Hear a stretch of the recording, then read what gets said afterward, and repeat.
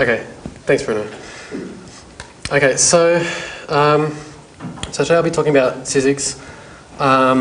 So I don't know who caught it, but yesterday I gave a brief talk on this subject in the sysadmin mini-conf, which was basically just a very brief 10-minute overview of the project.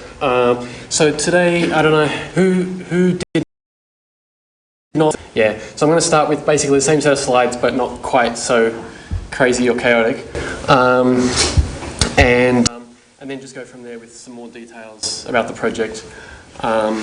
Unlike yesterday, if you have questions, feel free to interrupt and stop me. They may be answered by later slides, but that's okay because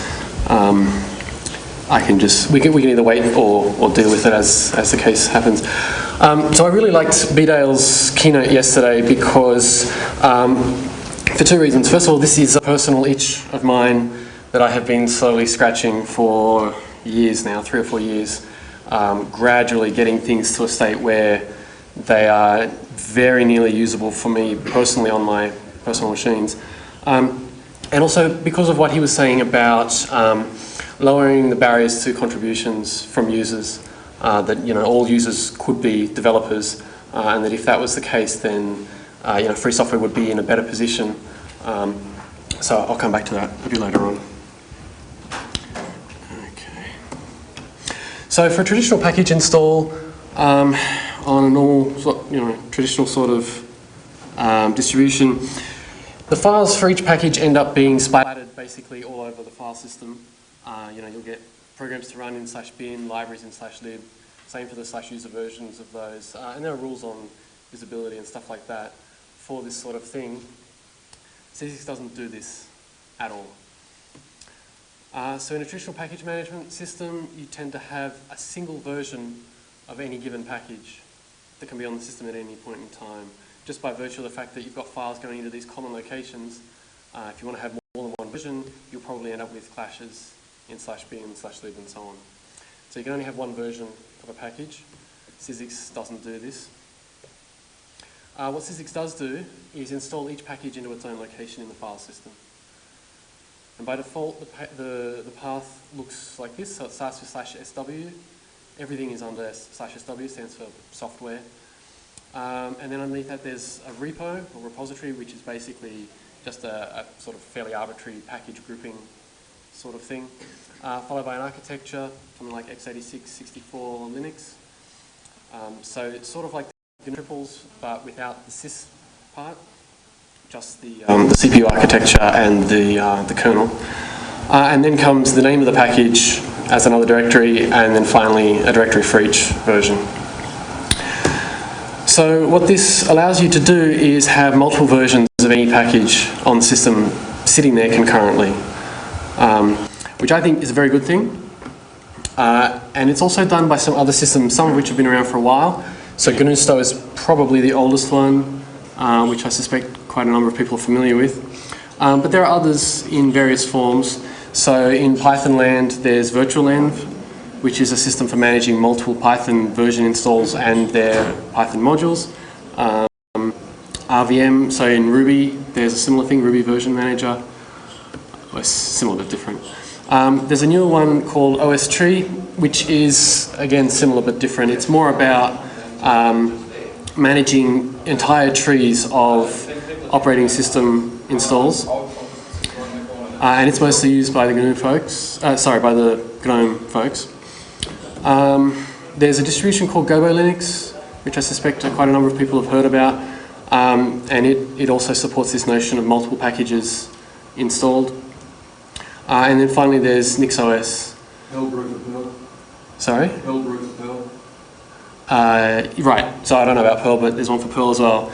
To be honest, the domain-specific ones don't interest me terribly. And so out of curiosity, in this audience, who's heard of NixOS here? Oh, you're kidding, less than yesterday?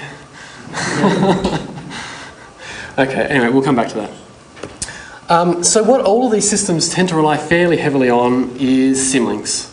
Lots and lots and lots of symlinks. And Syzix does not do this, or does not like this, and certainly not as a primary sort of mechanism. What Syzix does do, though, is use the environment. In particular, path and various other search paths. So LD library path for libraries, C path for header files, stuff like that. What this lets you do is not only have multiple versions of any package installed concurrently, but it lets you dynamically choose which one you want at runtime. And you can do that on a per user basis or per process basis. Yes? Just ask you, about the path, isn't there a limit to the size of the path? Yes. Yes, and we can come back to that. Or these days it's a quarter of stack size, which is, or you can make it bigger still, but we can come back to that later on. Yeah, that's an advanced thing. So I think being able to dynamically change the version of a package that you're using at runtime is a really good thing. And so now, And so the way that Syzix does this, it's built on primarily on top of a piece of software called environment modules. Has anyone in the audience heard of this? No. So environment modules have been around for a long time, over 20 years, and they are a system for managing your environment in this sort of way, but they primarily seem to be used in HPC and supercomputing settings and haven't really got much traction elsewhere. We'll come back to this though. So this is an example of how you go about using Syz, which is the main utility in Syzix. So you can ask it which packages are loaded currently in your environment. So at the moment there's 4. These are sort of the base ones that you have to have for the system to even function. Things get a bit meta because you can see there's a Syz one there, and that's the one that provides the Syz utility itself.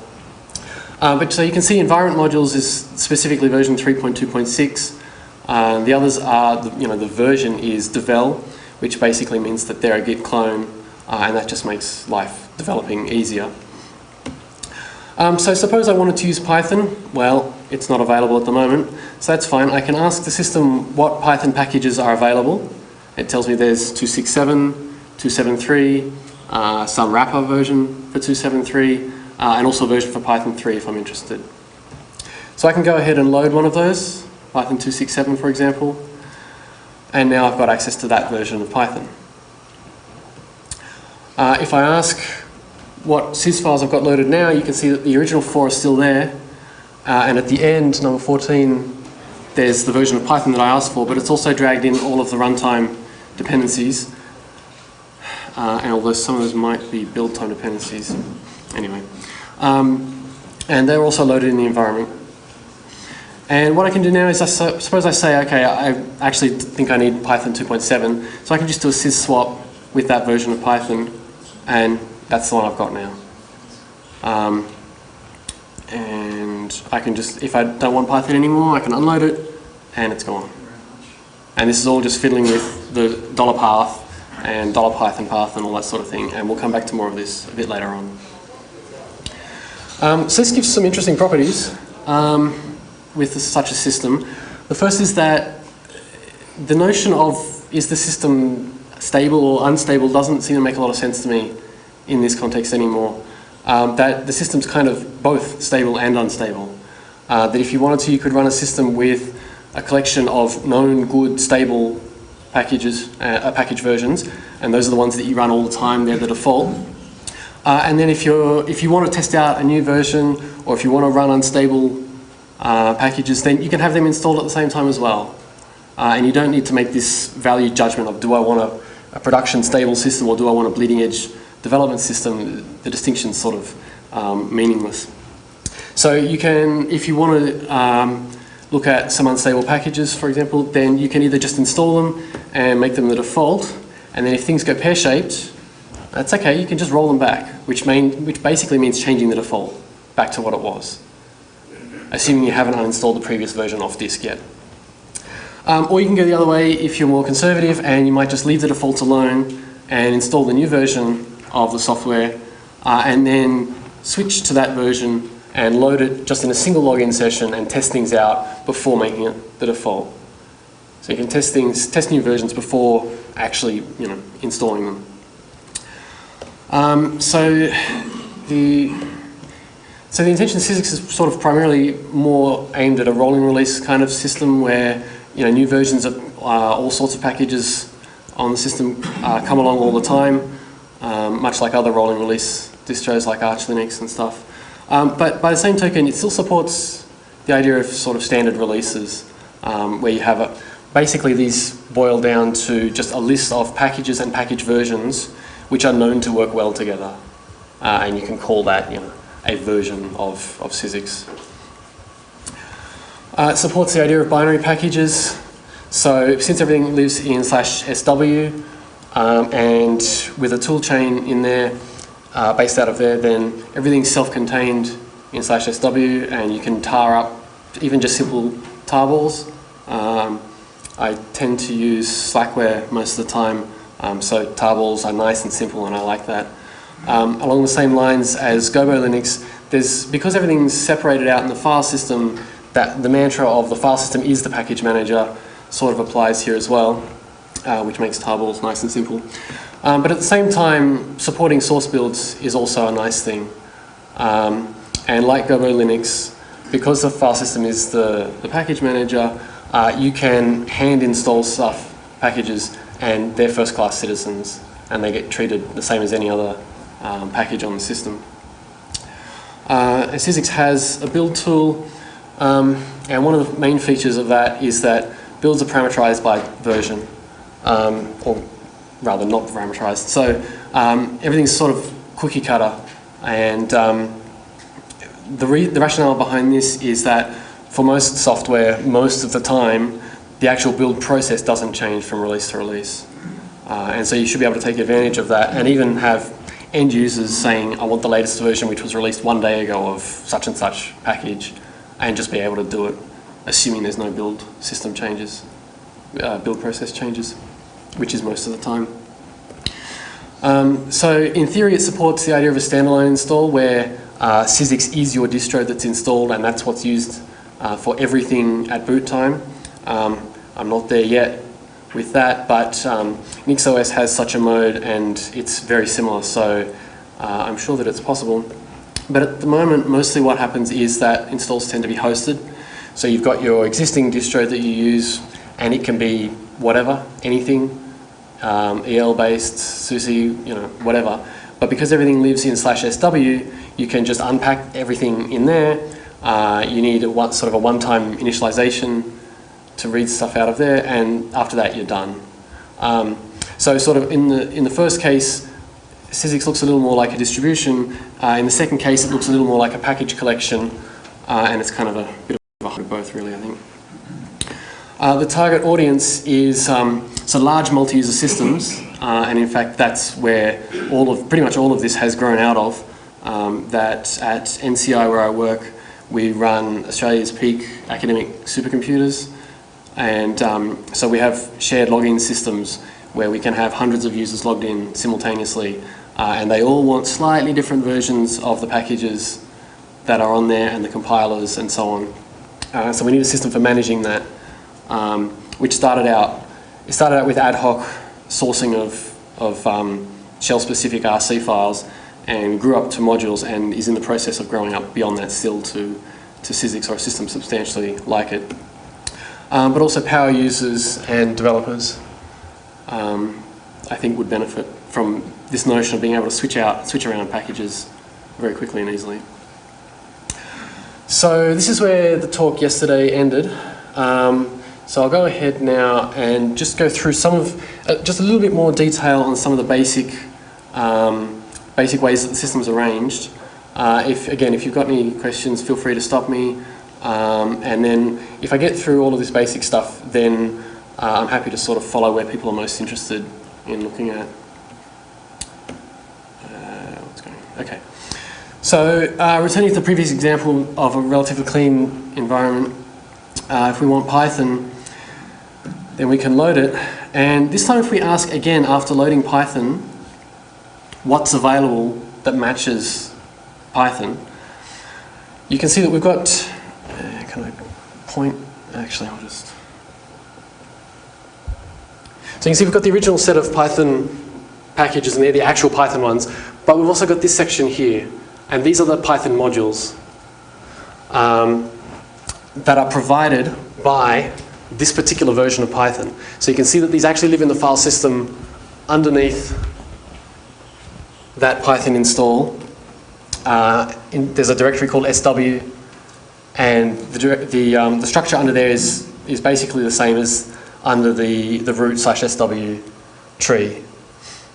So we can then say, okay, well I might want Python Boto, and so I can load that up.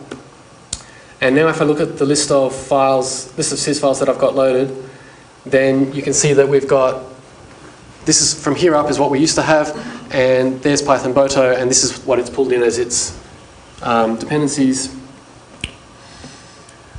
And now, so now if we try to use it, then it works, and that's to be expected.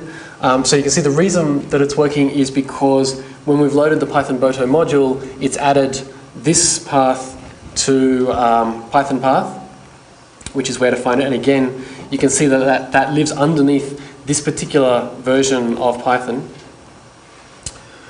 If we decide, okay, now I want Python 2.7 instead of Python 2.6, I can swap that out. And in this case, you can see that now the list of packages is again basically the same, except that we've swapped out for Python 2.7 and it's pulled in these two extra dependencies. The Perl is only because OpenSSL has Perl scripts in it. So now if we try to use the Boto module, it still works. And if we look at Python path, we can see that in fact the Python Boto directory that's there is the one that now lives underneath Python 2.7 installation. And that's important because if we still had the previous one from the Python 2.6 installation, that may have a different ABI, and that module would almost certainly not work in Python 2.7. So the way this works is when you unload the Python module, you've still got these three other packages which are loaded, and they're sort of these sub-packages of Python 2.7. And what happens is they then go inactive. So this is an indication that you would like to have those packages loaded in your environment, except there's nowhere to get them from. The only place that they were has been unloaded. And now what happens is when you come along and do a sys load of a different version of Python, the system notices you've got these inactive packages that you would like to pick up, and suddenly now there is a location for those. It's in a different place than it was before, but that's okay. So they get automatically loaded then. Okay. So the way that all these dependencies and what each package provides in terms of your environment is specified in terms of these things called sys files. This is what they look like, and you can ask sys to show you. The -r in this case means raw, which means the file as it is on disk, and I'll show the distinction against not raw in a second. And so basically the idea is that they're just a simple abstract description of the things that are provided by that package. So the stuff that's in the file system rooted at that point in the tree, and also other information about the software such as the requirements that it has. So the bin says that there's a directory that contains binaries, and it's called bin. And the system then interprets that as meaning that it needs to mess with $path. And there's a location for man pages. There are Python include files, so Python modules inside libpython 2.7 site packages. This Syzix SW is currently not implemented, but how did it get separated? What actually is implemented is the modules dir one.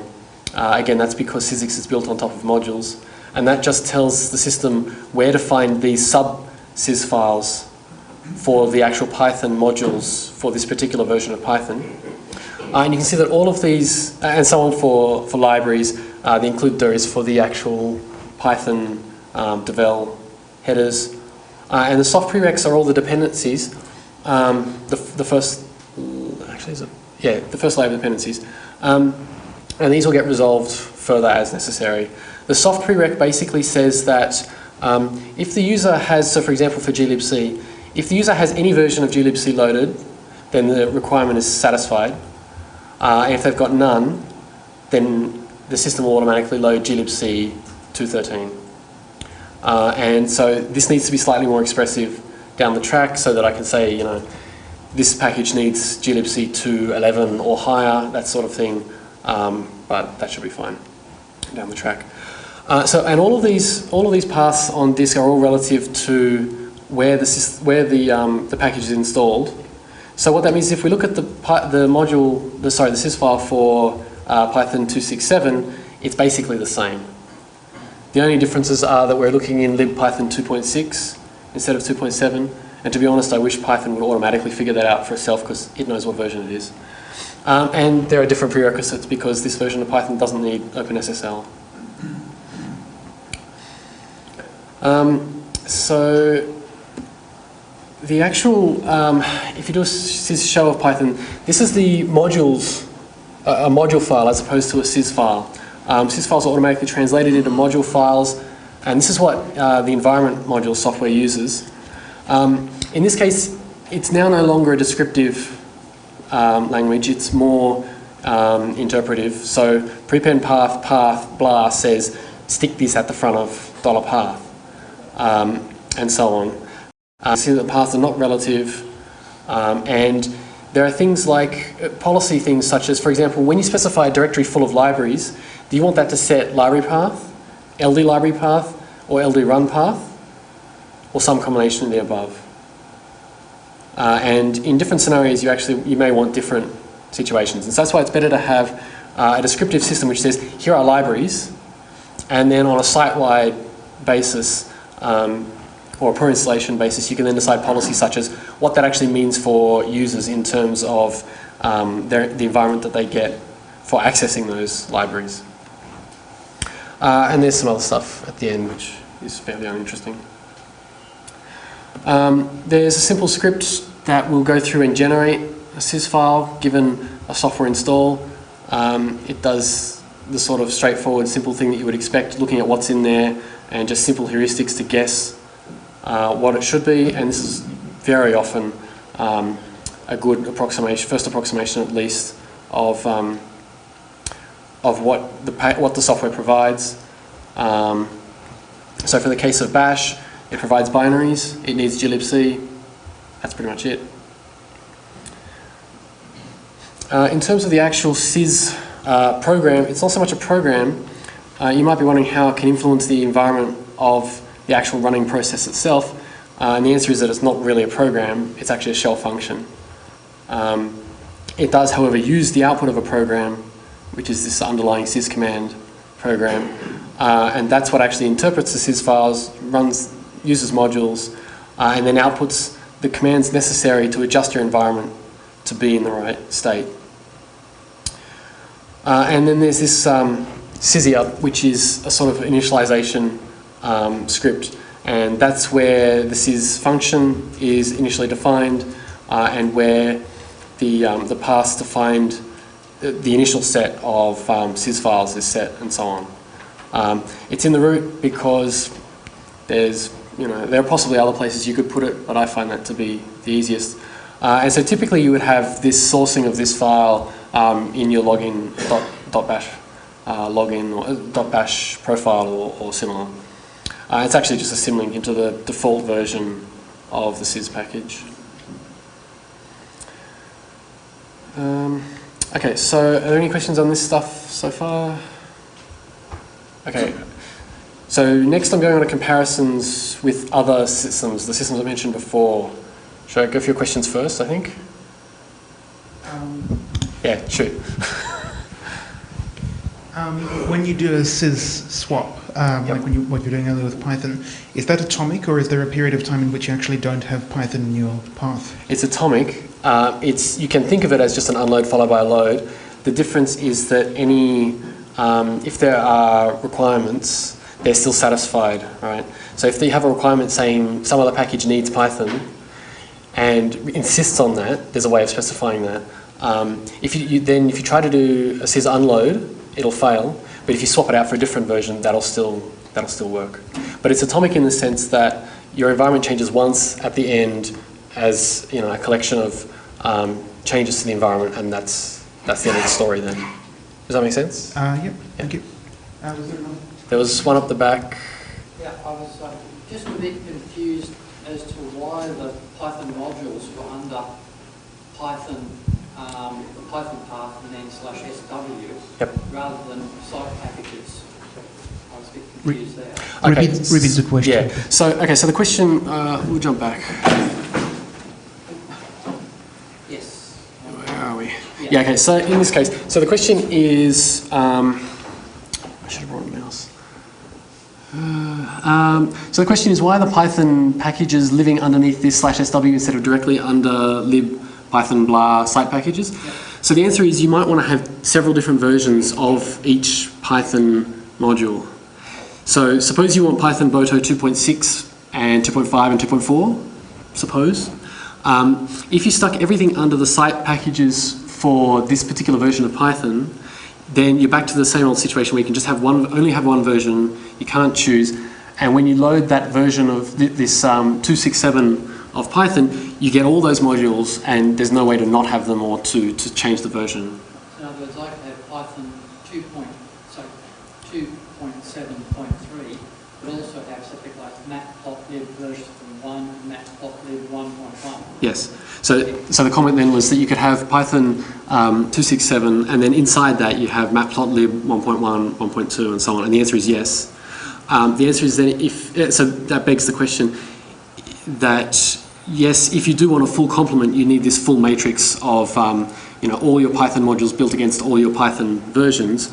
But to me, that's a scripting exercise. That's not like that ought to be able to be solved with automatic builds and installations. Yeah. Does that answer your question? Yep. Yeah. Okay. Yep. So I'm assuming that you're having enormous path strings that are supporting this. Is that Yep. true? Yeah. So by default, yes. And so that was that. Did you? So okay. Sorry. The question was you have enormous path strings and your environment can blow out, especially because these paths are quite long. And there was the comment made earlier as well that isn't there a limit to the size of the environment? And the answer to that is yes, there is as well. So that is an issue, that can be a problem. It's also a problem for performance reasons because if you've got 1,000 entries in your path, that's going to take a while to search every time you try to run a program. The solution is to adopt a sort of hybrid between Symlinks and the environment. And so the idea is to have a sort of a meta package, which is a collection of Symlinks back into your typical canonical collection of packages that you use most of the time. And this is very similar to the approach taken by all the rest, like Stow and Gobo Linux and Nixos. And that then you would have that one package loaded most of the time, and then when you want to have exceptions from that, you can then load them on top of that package. I'm about halfway through implementing that. You're right, this is a major sticking point for actually having a working system all the time. In practice, we've used such a sort of setup in a earlier incantation on the supercomputers that we run at NCI, and it works reasonably well. And that's on shared Lustre file systems as well. So they're a lot slower than local disk, and it's still bearable. And what was I going to say?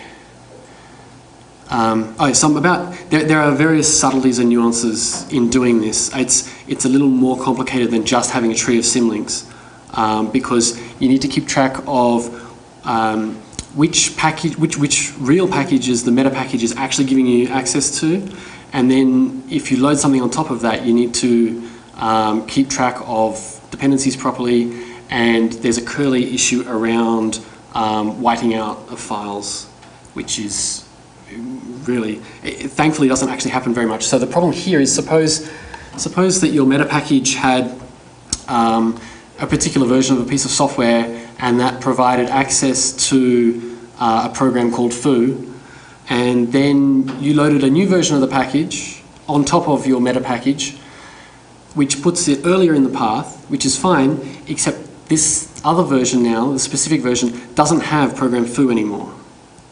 So what should happen is when you type foo, you should get command not found. What actually happens is you'll get the foo from the earlier version, from the meta package. And that can cause confusion. But that's this is an advanced subtlety that I'm getting around to now. Any other questions before I move on to next? Yeah. What's the problem with the lots of symlinks approach? So the question is, what's the problem with the lots of symlinks approach? For myself, the main problem is actually the inflexibility.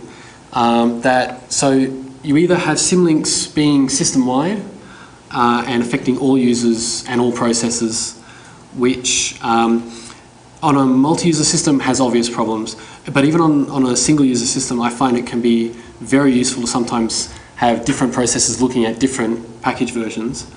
And so the alternative to that with still using symlinks is the approach that Nixos takes, where you have sort of multiple of these meta packages, all with different sets of symlinks. The problem with that then is it tends to not scale. You end up having a lot of symlinks, and so like running out of inodes is a major problem then. So for example, a lot of these packages that I'm using here are actually Nix packages installed in Nixos and then pulled out and then basically string substitution to change the Nix paths into Syzix style paths, which actually works reasonably well even over binary files. And so and when I was doing the Nix install for this, doing it naively on a 100 gig disk, even X'd for 1K inodes, and it ran out of inodes about halfway through, after about 25 gigs of actual usage, and there's 50 gigs of software or something. So scaling is a problem. So the other problem that, I'll come back to this, so maybe I should just go ahead. Does that answer your question? Yeah, that's fine. Okay, any other questions at this point? Okay.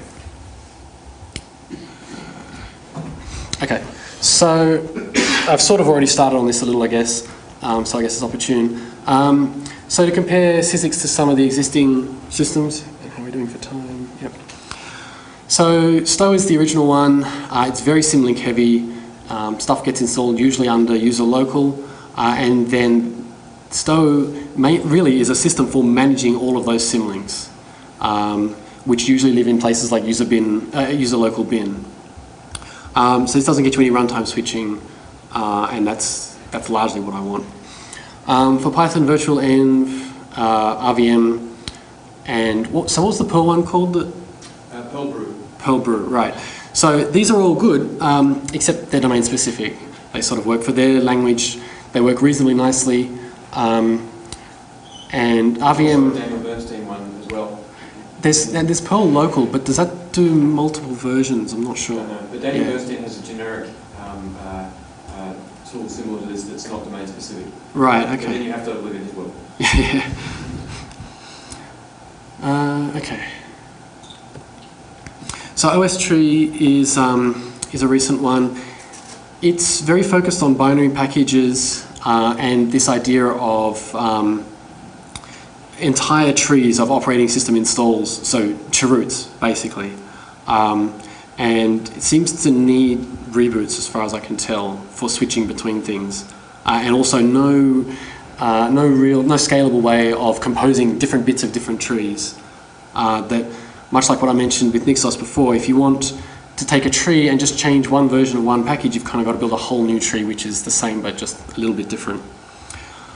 Gabo Linux is quite good, but it's also symlink heavy, and there's sort of runtimes. I mean, there are symlinks that you can twiddle, but it's not runtime switching the way I would like it using the environment.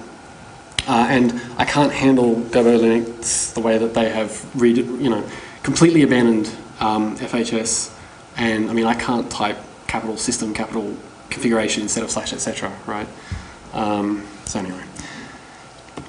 And so then there's NixOS, which is one of the closest, probably the closest thing to Syzix.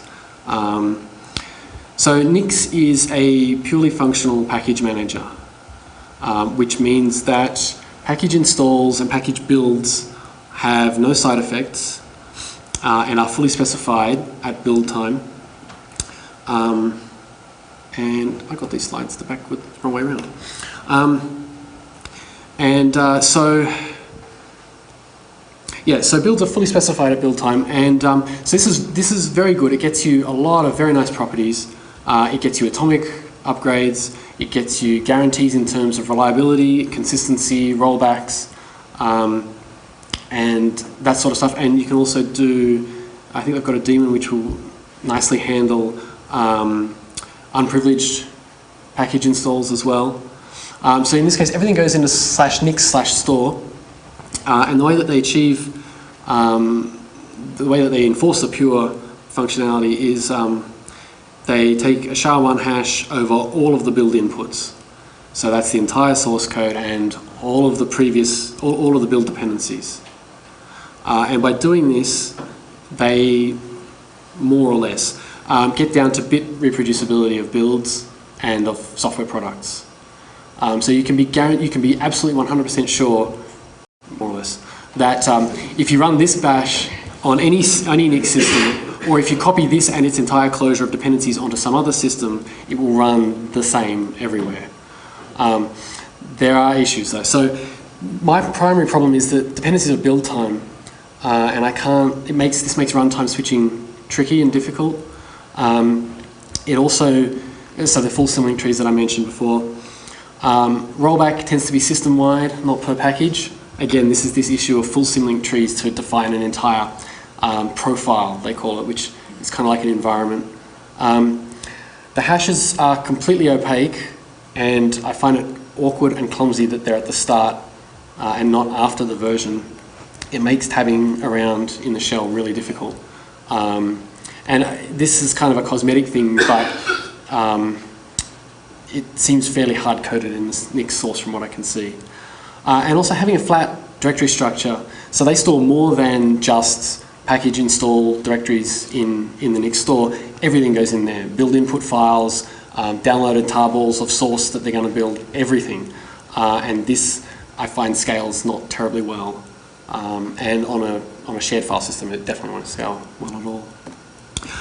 But it also means that if you want to change a fundamental library, then you've got to rebuild that library, and all of the things that depend on it need to be rebuilt from source. So if you want to change even just one character in glibc, you have to rebuild the whole system, doubling your disk usage space, taking forever. And they have binary caches to help with that sort of thing. And because everything's hashed, you know that you're getting the exact right version that you're after, and that helps. But it does mean that applying security patches can be a problem. It scales badly with disk space and inodes, as I mentioned. And as I say, if I want to change a bit of glibc, I just want to rebuild glibc and then swap that into whatever I happen to be testing it with, which may be itself or whatever. And so then this bit reproducibility, so they use the entire source to get the hash, where in some cases it might be better to just use the interface that a particular package presents externally. So maybe just the glibc header files, for example. That would slightly weaken Nix's guarantees, but I think in a useful kind of way. They mount Nix store read-only, and that's fine because everything's immutable. And in Syzix, the intention is that things should mostly be immutable. If you wanted to change something, you probably should just be copying it to a new version and sticking -2 on the end or something more descriptive than -2, because that, the hashes are not particularly descriptive either. And then working in that version, because you can easily switch to it after all. And they timestamp everything to 0, so it looks like everything I've installed is in 1970. Which, again, they're aiming for reproducibility, and if you tar these things up, then people building at different times might have slightly different tarballs. Anyway. Okay, and then there's GUIX, which is actually how I found out about NixOS. This was announced a few months ago. And it seems to me to be basically the same as Nix, but using Guile instead of Nix's specific custom functional language. And so therefore I can't really see the point very much. And I'm pretty much out of time, I think. So are there any final questions on this? Yep. I guess the package management part of things, how do you know that a bit of software after 5 years, a bit of software now its dependency tree is no longer used? How do you remove all of those traces of those old versions? Yep, okay, so the question was on a package management side of things, how do you know, given a particular piece of software after some length of time, like 5 years, how do you know that it and all of its dependencies aren't used and then, you know, get rid of it? So the answer is in Syzix at the moment it's manual. There's no way, but it's, you know, that's the sort of thing where I think simple tools, like even just shell scripts maybe, would be able to sort that out, because you can ask Syzix packages for their dependencies and figure this sort of stuff out. Nix has formal garbage collection, you know, the way you would expect a functional based sort of thing to work. And Syzix may need a similar sort of thing to sort that out. And in terms of, so for example, at the moment, to remove a package off disk, it's RM-RF, right? So, does that answer your question? Yeah. So any other questions? I'm out of time. One last one. Yep. Would there be any complications in running a hosted Syzix install in a per user setting, so installing the .sw and home directories? So the question is, are there issues and complications with running a hosted install out of, say, a home directory? The answer is not really, and there is support for that in there. The main catch is you've pretty much got to build everything yourself from source, because too much software hard codes where it's installed inside it, and so the problem then becomes that if you've hard coded /sw blah blah blah and you actually make use of that, you can't just take that and stick it in home and expect it to work. But if you build everything from source, which, you know, the tricky part of that is getting your toolchain right in the first instance, then and build everything off the top of that, then it should be possible, yeah. Okay. And so any other questions, then feel free to catch me offline. I'll be around all week. Thanks very much.